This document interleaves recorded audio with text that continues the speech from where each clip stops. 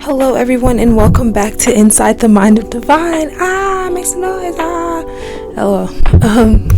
I am getting ready to go get my hair done for my trip, so I'm super excited. But I thought I could squeeze in a little episode today before it is time for me to get on my plane. So today's episode is about learning to enjoy your own company. When you're in your healing journey, it's going to be a lot of having to spend time alone, and if you're anything like me, that is very difficult, especially if you're the kind of person who doesn't like to be alone, because thoughts get a little bit heavy when you're alone, and it's not that fun when you're alone, depending on the person you are. But I know that when I was first starting out, it was really difficult for me to be alone. It was difficult for me to really say no to things, to hanging around people, and I have to force myself to be alone. But in doing so, I have learned to really enjoy my own company, and now it's I have to force myself to not be alone. But yeah, I have my points, so we're gonna go into the points, right? The first point was that I have a seriously difficult time being alone. Honestly, it was just mostly that when I was alone, that's when all the thoughts start to brew. I have to face my feelings in my alone time because there's nothing to distract me from anything like that. So I would distract myself by going to hang out with friends when I could be alone, or I'm going out to the club or anything like that, or I'm FaceTiming somebody. One way or another, I was never alone. I was never by myself. I didn't really like to be by myself, because then when you're by yourself, you gotta face those demons that haunt you every day. So it's harder to be alone. But what I had to start realizing is that you spend 24 hours, 7 days a week with yourself. That is the only person that you will see every day, all day, is yourself. You will only ever be with yourself for 27 hours or for 24 hours, 7 days a week. You will not ever have to deal with anybody else for that long, nothing like that. You're the only person whose thoughts you completely know. You're the only person who knows you completely, wholeheartedly. So you don't want to be around somebody that you don't like 24/7, right? You want to be able to fix that. You want to be able to enjoy the person that you're around 24/7. And in order to do that, you kind of have to be able to be alone, and you have to be able to figure out who you even are, because at the end of the day, you wake up and you go to bed with you. So you're not able to figure out who you are and enjoy yourself if you don't spend time alone. You won't be able to figure out what it is you really like, what it is you really want, what it is that you want to do with your life. You won't be able to know anything about yourself if you can't be alone. And sometimes I would even throw myself into work. Definitely was a workaholic. Now it's really hard to get me to want to go to work, but I would be so happy to go to work, because at least I'm not alone. At least I'm not by myself. I don't have to deal with these feelings that I'm feeling because I'm at work. That's not the time, right? But it is much better to take some time alone on your off days and be by yourself. Figure out who you are, because at the end of the day, you have to be with you all the time.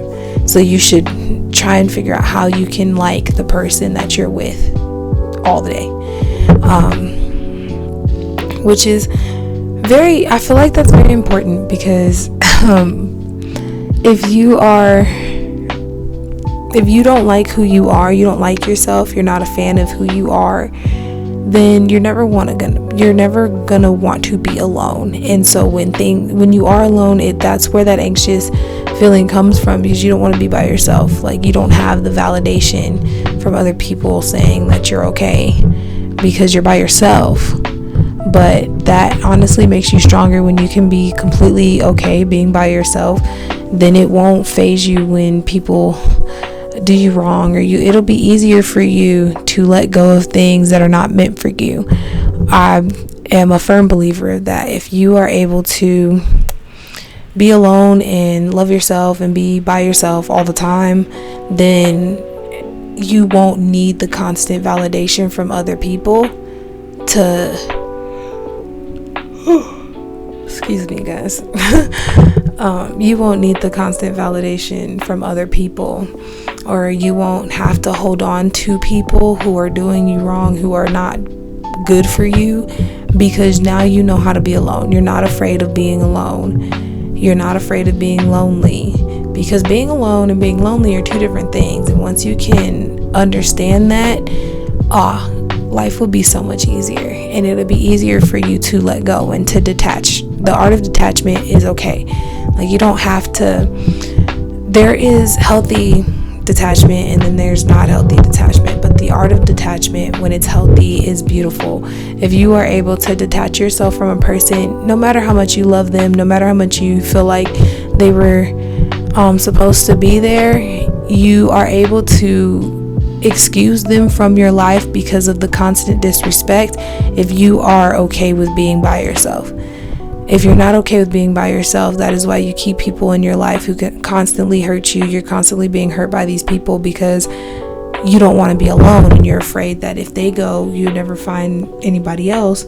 And that's not the case. There are plenty of people out here. You'll find another friend, you'll find another man, you'll find another woman, whatever it is that you are trying to get rid out of your life or that you're scared to let go of. There's always going to be another one, and that one might be better. But if you continue to be afraid of being alone, then you're going to hold on to people who you're never going to be able to grow with, and you're always going to be stuck being sad, wondering why they don't treat you right. And nobody wants to do that for the rest of their life, not at all. If you do not enjoy your own company, how can you think that anybody else does? Right? If you can't enjoy your own company, it's hard for you to believe that anybody else enjoys your company either. I had to really sit and think to myself, and I apologize to my friends, because I realized that a lot of the times I will ask my friends if I'm annoying, or I would be like, oh, I'm sorry for this, I'm doing this, or I would assume that my friends are not fucking with me, and I would go on these little, oh, nobody cares about me kind of little tangents, But then I realized that was mostly me projecting the feelings that I was feeling about myself onto my friends, and that my friends were not feeling that way. But it's hard for you to believe that somebody is really there for you, or is really likes to be around you if you don't like to be around yourself. And if you don't like the person that you are, you're not going to attract the kind of people that you want to be around, right? Because it's easy to change who you are. If you don't like something that you're doing, then change it. Don't do it anymore. And it's okay to change. But if you don't like the kind of person you are, you're only going to attract the kind of people that you align with, right? You're going to continue to attract these kind of people that you don't even want to be around anymore. But that's because you refuse to care about yourself. You don't feel like you deserve those kind of friends, or you deserve that kind of relationship. That was a lot of my mistake as a young adult. I'm still a young adult, but coming to college, and I missed out on a lot of opportunities for friends or lovers or whatever the case is, whoever it is, because I felt like, or I also had really bad experiences with friends and people and lovers, because I didn't believe that I could have better. I didn't think that I was worth better, or I didn't think that these people were in my league of friendship or in my league of lover or whatever. I didn't think that I can have certain things because I didn't feel like I was pretty enough, or I didn't feel like I was cool enough. I just didn't feel like I was enough for that. And so now I'm attracting things that I really don't want, but that's because I feel like that's what I fit in, because that's how that's how I felt like my company was, and that's the company I kept.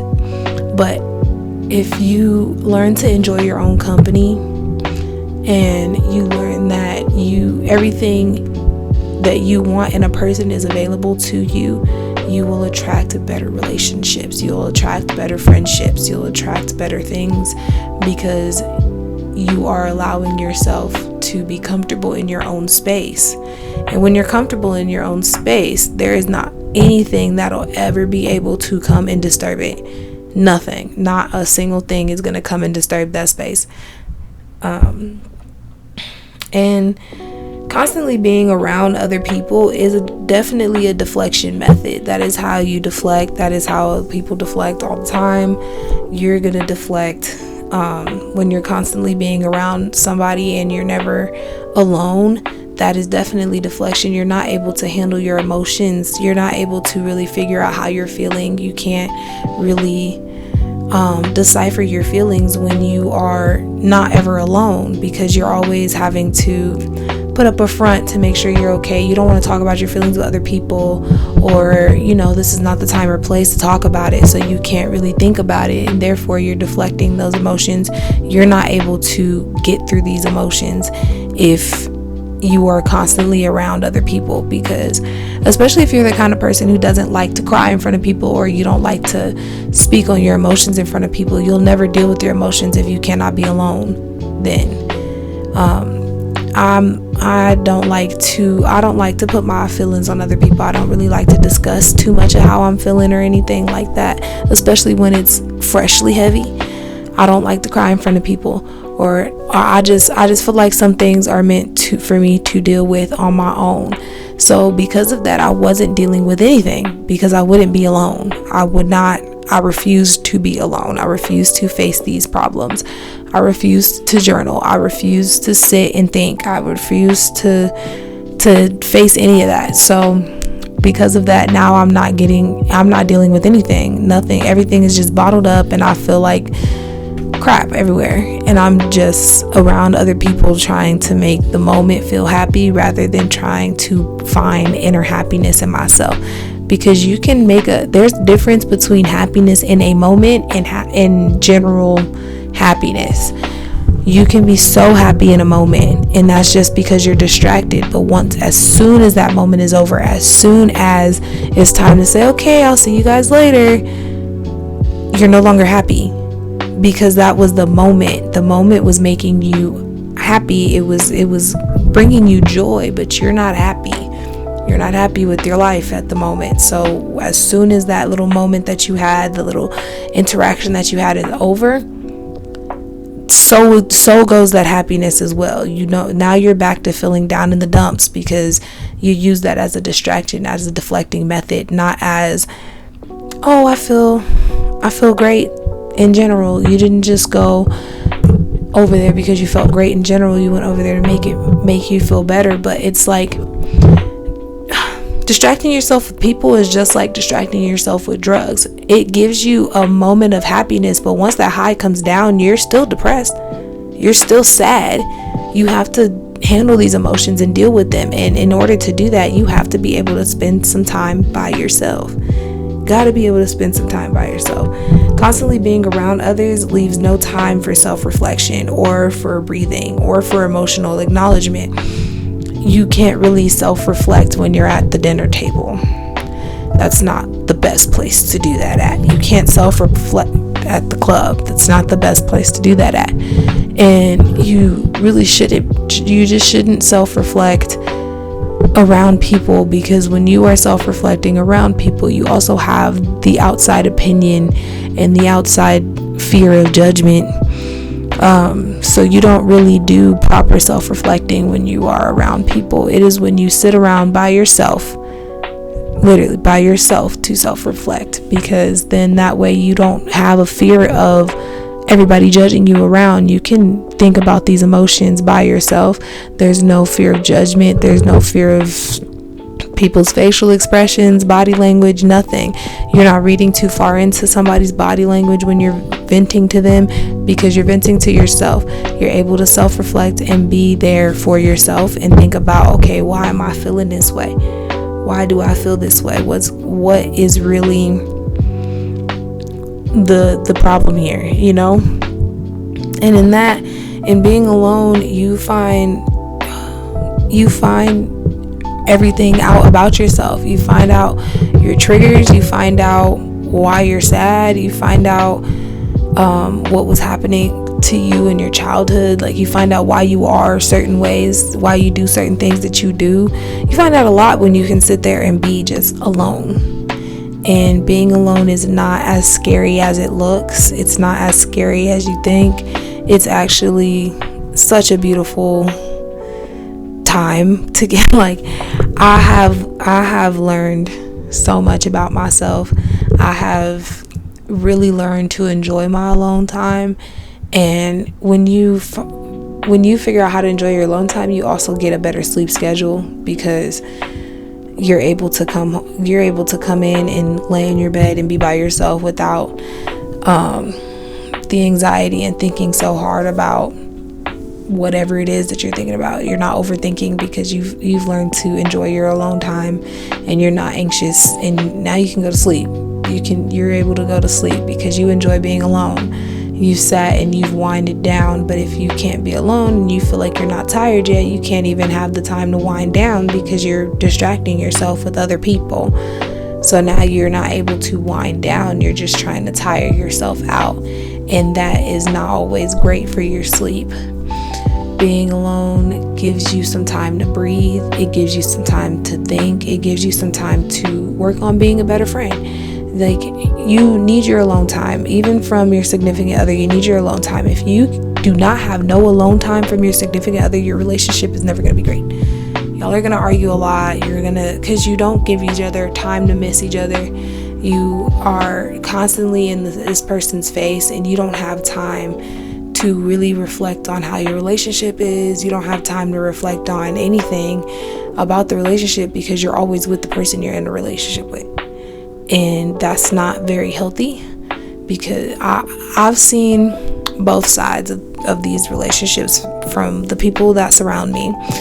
And there's like some people I know who are never not around their significant other. They're always with them, even when they go out, even when they go take a shit, like anywhere that they are, their significant other is right there up their ass as well. Right? And the only time they ever get alone time is at work.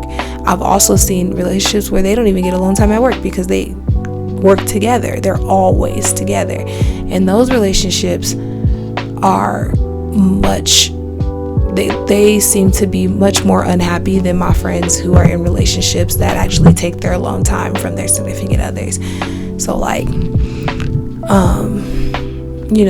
those they argue a lot more than the friends that I know that take time to be by themselves.